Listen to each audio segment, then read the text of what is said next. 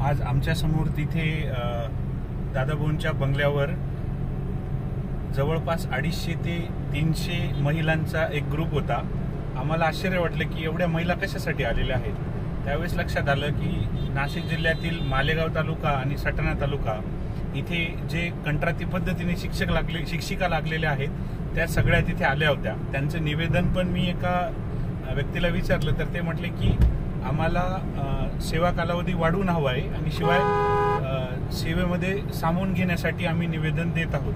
मला आश्चर्य वाटलं की कदाचित मला माहित नाही की ते सगळे पात्र अभियोग्यताधारक आहेत की नाही, परंतु पात्र अभियोग्यताधारक नसून सुद्धा सर्वजण एवढी मोठी तळमळ एवढ्या मोठ्या संख्येने तिथे जमा झाले याचं मला थोडे आश्चर्य वाटलं। तसेच दुसऱ्या बाजूला जिथे खूप मोठा एक ग्रुप आहे की जे सर्वांनी पात्रता सिद्ध करून केलेल्या आहेत आणि सर्व आता याच्यात आहेत, शिक्षक भरतीसाठी पात्र आहेत, अशा लोकांनी सुद्धा एवढ्या मोठ्या ग्रुप करून त्यांना भेटलं पाहिजे। पण ते आता मंत्रालयात भेटणं गरजेचं आहे।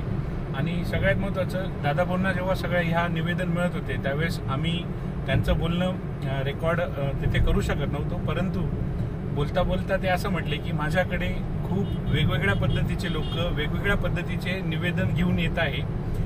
मी तर अजून पदभार सुद्धा स्वीकारलेला नाहीये। म्हणजे मिश्किलपणे ते म्हटले सुद्धा की मी ज्या मंदिरात अजून एंट्रीज केली नाही त्या मंदिराचा प्रसाद तुम्हाला कसा आणून देऊ। तर मला कृपया थोडी वाट बघा, थोडा वेळ घ्या। आम्ही सर्व शासकीय स्तरावर सर्व लोकांबरोबर मी सगळ्या गोष्टी समजून घेणार आहे। शिक्षण विभागाशी आमच्या ज्या रेग्युलर मीटिंग्स होतील किंवा आम्ही जेव्हा एकत्र बसू त्यावेळेस सगळे विषय मी समजून घेणार आहे आणि त्या पद्धतीने पारंपरिक शिक्षण पद्धतीच्या पेक्षा पलीकडे जाऊन शिक्षण विभागाचं काम या कालावधीत मी पूर्ण करण्याचा प्रयत्न करणार आहे। काल परवा झालेल्या मुलाखतीत तर आपण ऐकलंच असेल की दादाभाऊंची तळमळ शिक्षण विभागात प्रगती करायची आहे, पण माननीय माजी मुख्यमंत्री आणि सध्याचे उपमुख्यमंत्री श्री एकनाथजी शिंदे साहेब यांचं स्वप्न आहे आणि त्यांचा तो हृदयाजवळचा विषय आहे की शिक्षण विभागात खूप चांगली प्रगती झाली पाहिजे आणि त्यासाठी मी अतिशय चांगलं काम करणार आहे असं सुद्धा दादाभाऊ म्हटले। फक्त थोडा वेळ घ्या, संयम बाळगा, सगळे विषय एक एक मला समजतील। आता माझा विभाग बदलला आहे तर मला ते सगळं समजून घ्यायचं आहे।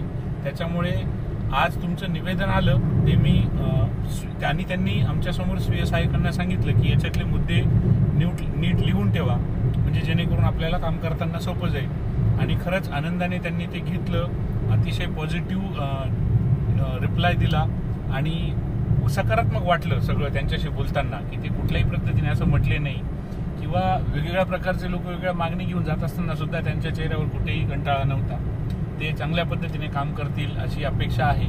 आम्ही त्यांना म्हटलो पण आहे की जेव्हा पुण्यात आयुक्तालयात जर तुम्ही येणार असाल तर आम्ही तिथे सर्व अभियोग्यताधारक तुम्हाला भेटायला येऊ किंवा तिथल्या काही गोष्टींबद्दल तुम्हाला सांगू। तर ते म्हणे की मी तुम्हाला त्या पद्धतीने कळवतो किंवा स्वीय साहेब तुम्हाला कळवतील असं पण त्यांनी सांगितलं आहे।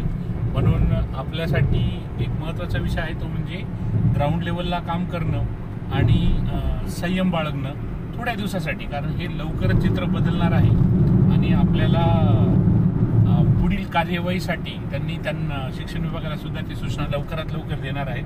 परंतु ते एकच म्हटले की मला माझा सगळ्या गोष्टी आधी समजून घेऊ द्या, ते खूप महत्त्वाचं आहे। समजून घेऊ द्या जेणेकरून खूप सारे लूप होल्स आहेत की जे मला अजून त्याची कल्पना नाही आहे, म्हणून तेवढा वेळ दिला गेला पाहिजे। त्याच्यानंतर मी योग्य ती कारवाई तुमच्या निवेदनाला आणि तुमच्या ग्रुपला मिळेल असं सुद्धा ते म्हटले। मी त्यांना सर्व अभियोग्यताधारकांच्या वतीने धन्यवाद दिले।